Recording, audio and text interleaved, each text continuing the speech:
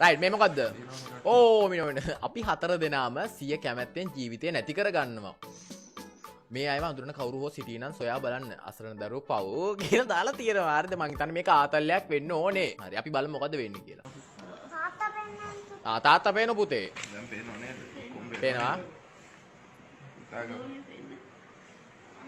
තාත්තා. දැන් පුතා. අපි හතර දෙනාම පේනවනේ නේ? පේනවා. අපි හතර දෙනාම මැරෙන්න අපි තීරණය කරේ. අපිට ජීවත් වෙන්න විදිහක් නැහැ. ඒ නෝනා ගොඩක් මාතලීප වෙලා ඉන්නේ. එයාත් ඇහෙන්න දුක් විඳිනවා. මුදල් නැති නිසායි අපිට ඉන්න තැනකුත් නැහැ. ඒ නිසා මගේ දරුවෝ දෙන්නයි අපි හතර දෙනාම කැමැත්තෙන්ම ඕගොල්ලෝ කැමැත්තෙන් නේද අපිට එක්කම එකට වහගොන්නේ. ඔව් අපි කැමති. අපි සියලු දෙනාම එක්ක වෙලා වහගොන්නේ අපිට කේඩු සමාගමින්. ඒ මේක ඇත්තක්ද බං? ඒකෙන් තමයි අපිට ගියක් දෙන්න තිබුණේ. අපිට ඉන්න ගියක් දොරක්වත් නැහැ. අපි දැන් ගොඩාක් මාසවලලා ඉන්නේ.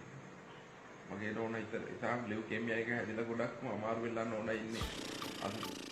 අම්මා ඇත්තත් බං මං හිතන්නේ ඇත්තක් වෙන්න ඕනේ මේක ආතල්ල නෙවෙයි ආතල්ල නෝම ඉන්නවා පවුලේ හතර දෙනා හරියද අම්මයි තාත්තයි පුතයි දුවයි චූටි දෝණි කෙනෙක් ඉන්නේ චූටි නංගි කෙනෙක් හතර දෙනාම වයිෆ්ට ලියුකේමියා හැදිලාලු පහ බීලා මැරෙනවලු හතර දෙනාම හරි බලමු මං කියන්න මං ඔමිනෝ කියන්න දේවල් තියෙන පොඩ්ඩේ ඉන්න මේක බලලා මුලින්ම ඊට පස්සේ අපි කතා කරමු තමයි නෝනා ඊයේ තමයි ටිකට් කපලා එක්කන් ආවේ ගෙදර ඇවිල්ලා අපි මේ ඉන්නකොට අපිට තව අපිට කරදර කරනවා කේඩියු සමාගමෙන් ගෙයිල්ල අපිට යන්න තැනක් නැහැ අපිට ඉන්න තැනකුත් නැහැ අපිට කියලා අපේ කවුරුත් නෑදෑයොත් නැහැ අපි ගොඩාක් අසරණලා ඉන්නේ පව් බං අපිට ඉන්න තැනක් නැහැ අපිට අසාධාරණ විදියට අවුරුදු 8ක් වැඩ කරා කේඩියු සමාගමේ අවුරුදු 8ක් වැඩ කළා දැනුම් දීමක් කරලායි මගේ නෝනා අසනීප වෙලා කියලා ඒක කේඩියු සමාගම හොඳටම දන්නවා අසනීප වෙලා ඉන්නේ කියලා ඒගොල්ලෝ අපිට වැඩ කරපු මගේ යාළුවෝ කොහොමද පොල් ෆැක්ටරියේම කට්ටිය සල්ලිත් එකතු කරලා දුන්නා එකපාරක් අපි දැනුම් දුන්න අධ්‍යක්ෂකතුමාට තුෂාර මුතසේන මහත්තයාට දැනුම් දීලා තියෙනවා මේ ලෙඩ වෙලා ඉන්නේ අපිට යන්න එන්න තැනක් නැහැ කියලා. අවුරුද්දක් තිස්සේ මගේ දරුවා මට පාසල් ලැබා ගන්න විදියක් නැහැ. සල්ලි නැති නිසා. මගේ අවුරුද්දක් තිස්සේ මගේ නෝනාට ගොඩාක් අසරණයි. අමාරුයි. ඒ හින්දා අපිට බෑ මේක අපිට දැන් මෙතන ඉස්සරහට තවත් ජීවත් වෙන්න බෑ අපිට. ඒ නිසායි අපි මේ තීරණය ගත්තේ. බුදු මහත්තයා මේ ලියුම අරගන්න මම පෙන්නමු මේ කේඩියු එකකින් අපු ලියුම අනිත් පැත්ත. ඒ වගේ ලියුමක් අපිට එව්වා. පව් බං මට අපිට ලියුමක් එව්වා. ගේ දවස් 14කින් ගේ බාර දෙන්න කියලා. මනුස්සකමක් නැති මිනිස්සු ඒගොල්ලෝ නම් බාර දෙන්න කියලා අපි අවුරුදු 8ක් වැඩ කළා. අපිට තව යන්න එන්න තරම් නැහැ කියලා දැන දැනම දරුවෝ ඉස්කෝලේ යවා ගන්න විදියක් නැහැ කියලා දැන දැනම මෙහෙම තීරණයක් ගත්තා. සල්ලිකාරයෝ වෙලා මේ වගේ තීරණයක් ගත්තා. අපි ජීවිතෙන් වන්දි ගෙවන්න උනා. අපිට ඒකෙන් වන්දි ගෙවනවා අපි ඒකෙන් අපිට මෙතනින් ඉස්සරහට ජීවත් වෙන්න බැරි හින්දා අපි මේ තීරණය ගත්තේ. අපි වහබොන්න තීරණය කරා. වෙන කරන්න දෙයක් නැහැ. මගේ කුඩා දරුවෝ දෙන්නත් එක්ක ඉස්සරහට ජීවත් වෙන්න මට බෑ. ඔමින් යකෝ මනුස්සයෝ බුදුමර අවුරුදු 35ක් 40ක් විතර ඇති නේද?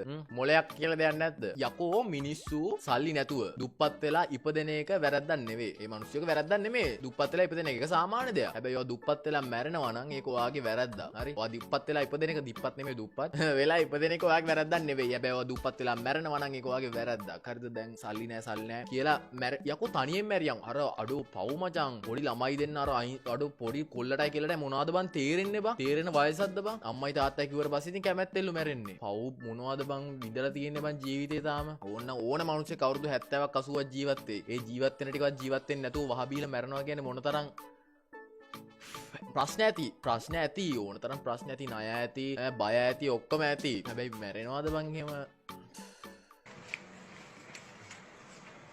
ආදරෙන් මයිලරේ අපිට ආත්මයක් හම්බෙයි. අපි හතර දෙනාම එකට ඉන්න ආත්මයක් අපිට හම්බෙන්න ඕන. පව් ඉතින් ඒත් මෝඩ වැඩක්. අපිට හම්බෙලා මගේ නෝනට දැන් ගොඩක් අපහසුයෙන් ඉන්නේ උත්ප ගන්න. නමුත් අපි දවස් සතුටින් බින්දලා අපි හවස් තීරණය ගන්නවා. මේ තීරණය වෙන කරන්න දෙයක් නෑ අපිට.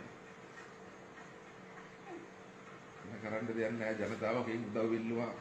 කේඩියු සමාගමට ලියුම් මගේ දැනුම් දුන්නා. අපි මෙහෙම ඉන්නේ කියලා. ඒත් ඒගොල්ලෝ කිසිම තැකීමක් කරන්නේ නැතුව අපෙන් ගේ ඉල්ලනවා. ඉතින් මෙහෙමනේ බං. ඒ මනුස්සයාට අත් දෙක කකුල් දෙක දෙකම තියෙනවානේ. ඒ මනුස්සයාට රස්සාවක් කරන්න පුළුවන් මොකක් හරි. හරිද? රස්සාවක් කරන්න පුළුවන් බැරි කමක් නැහැ නේ. රස්සාවක් වාගෙන කරන්න පුළුවන්. ඔයාගෙන කොහොම හරි ජීවත් වෙන ගේමයි ගහන්න ඕනේ. කොහොම හරි ගැට කාගෙන ජීවත් වෙන්න ඕනේ. තමන්ගේ තාම පිරිමික් වුණා නම් ගෑණිව බලාගෙන ළමයි දෙන්නව බලාගෙන කොහොම හරි ඉන්න ඕනේ ගේම ගහගෙන. මැරලා හරියනවද බං වහබීලා හතර දෙනත් එක්ක? මන් දන්නේ නැහැ පව් ළමයි දෙන්න පව්. පවුල අසරණයි තමයි. හරි දැන් මේකට මෝඩියෝ වගේ කමෙන්ට් දාන්න එපා උඹලා. පව් වෙන මොනා කරන්නද මේ මිනිස්සු? එන උඹ ගිහින් දීපන්. ගොන් කමෙන්ට් දාන්න එපා. හරිද? මේ පොඩ තේරුම් ගනින්කෝ කියන එක. පව් තමයි. හැබැයි කොහොම හරි ජීවත් වෙන්න එපයි. අර පොඩි උන් දෙන්නට මොනවද බං තේරෙන්නේ බං? ඈ උන්ට අම්මයි තාත්තයි කියන එකට ඉතින් හා කියන්නේ තු මොනා කරන්නද මේ ළමයි දෙන්න? ඒ තරම් අසරණයිනේ බං පොඩි උන් දෙන්න. මේ මාර මෝඩයි බං මේ මිනිස්සුවා. සල්ලි නැති එක ඇත්ත, ණය එක ඇත්ත, වයිෆ්ට සනීප නැති එක ඇත්ත. කොහොම හරි ජීවත් වෙන්න බෑ බං ඒ වුණාට. අපිට හොඳ ආත්මයක් ලැබෙන්න කියලා අපි ප්‍රාර්ථනා කරනවා. ඔයාත් කියන්න දෙයක් තියෙනවනම් සුදුනෝනේ කියන්න. මම ඔයාට ගොඩාක් ආදරේ සුදුනෝනේ. උදා කැමති නේද අපිත් එක්ක ඉන්න?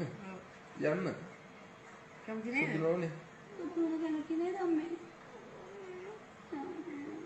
මොකක්ද කරන්න හරිනේ.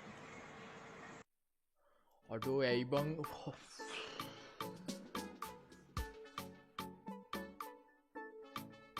අඩෝ පව් බං අඩෝ ළමයි දෙන්න අඬ මේ බලන් අඬන විදිහ මේ බලන් මූණ කෙල්ලගේ පොඩි කෙල්ලගේ කොල්ලා කියනවා අපිට ඒකාත්මයක් ලැබෙයිලු අඩෝ මන් දන්නේ නැහැ මචං මට නම් ඇයි මචං එහෙම මට තේරෙන්නේ නැහැ ඇත්තටම පව් බං පව් පට්ට මෝඩයි ළමයි දෙන්නවත් අරගෙන මැරෙනවා කියන්නේ මොන තරම් ගොන් වැඩක්ද කියපන්කෝ ඈ පව් බං මොනවද බං ඒ අසරණ ළමයිට තේරෙන්නේ බං